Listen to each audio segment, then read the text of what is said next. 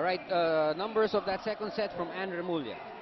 Well, in the second set, it was San Sebastian that attacked more with 17 points as compared to only 15 of UST. But what's interesting to note is that kung nung first set, what made the difference for UST was yung blocking nila. Yun naman ang nawala ngayong second set. UST scored no points at all from blocking while San Sebastian had one.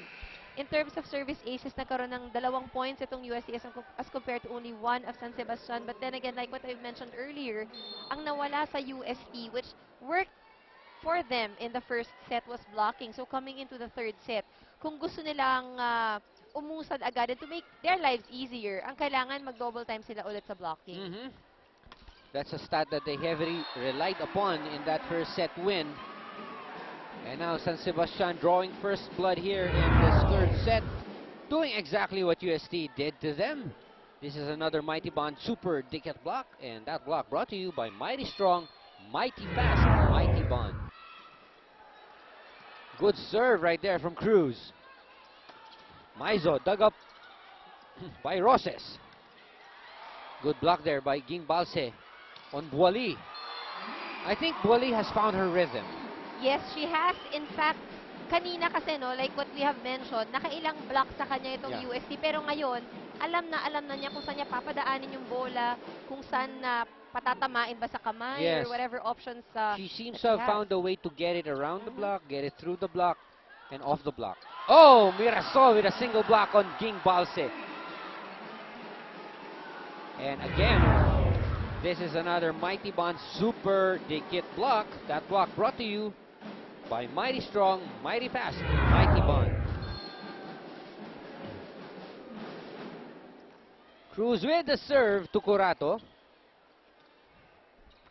Maizo, top spin to Roses. That was a good block from Ging. Drop shot. Oh! Maizo had the right thing in mind, but sayang, she had to bring it straight to the net. Yeah, that was a late, that ball was set up low, and it wasn't, I think she was better off if she had set that ball to a Ging Balse over the other end. Shakey's, if it's fun, family pizza, it's gotta be Shakey's.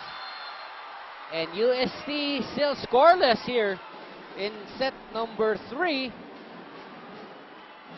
And the Lady Stags are up by 5. Wow, what a start from San Sebastian here in the third set. That's right. It seems that, sayang, we have a service error coming from Cruz. For San Sebastian, I think one good thing is that hindi lang naman si Jeng Boily ang nakahanap ng rhythm niya. Even the other people on the floor.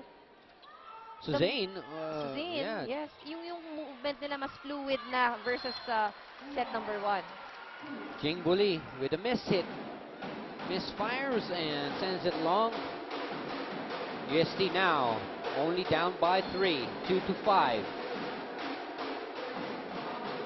Nice serve from Ging.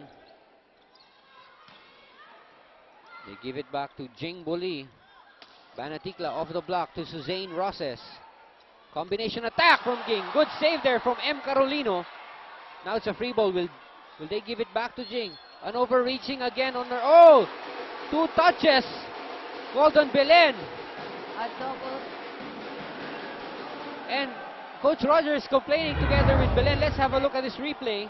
The ball was actually quite sharp. And it was actually overreaching. Yeah. It seemed like overreaching.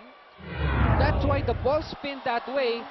Was that because there was a touch from Ortiz?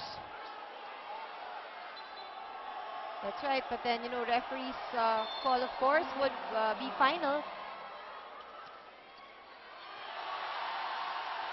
And Belen not able to control that second touch. USC now only down by 1. What we saw from San Sebastian earlier was the composure, yung rhythm, yung nakuha nila yung fluid movements inside the court. Now, parang from that last call, medyo, ayan, we're looking at a few misreceptions. Suzanne Roses to Boily. Banatikla. Oh, but this time, an overreaching was called on Mirasol. Mirasol is a frontliner. Was that an overreach or I think a net violation? I think Di Macolang was trying to set the ball and she reached for it. Okay, and now the referees are calling on the team captain, Suzanne Roses, and have a word with her.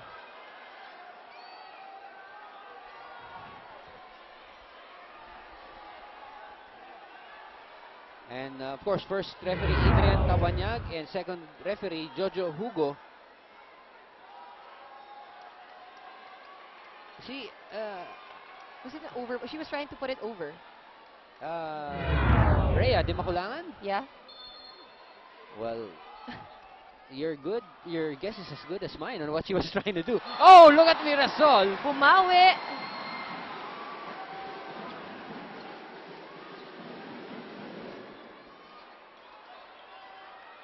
We now have Suzanne Roses and Zheng Boli in the front line. Mikasa, the official ball of the Shakey's V-League. Thank you, Mikasa.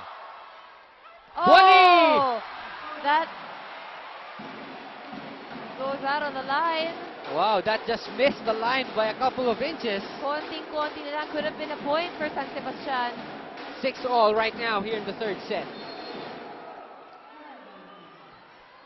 Maruba Natikla, who earlier replaced Tabaquero with that injury, that bad fall that she had. And the USC blocking is back.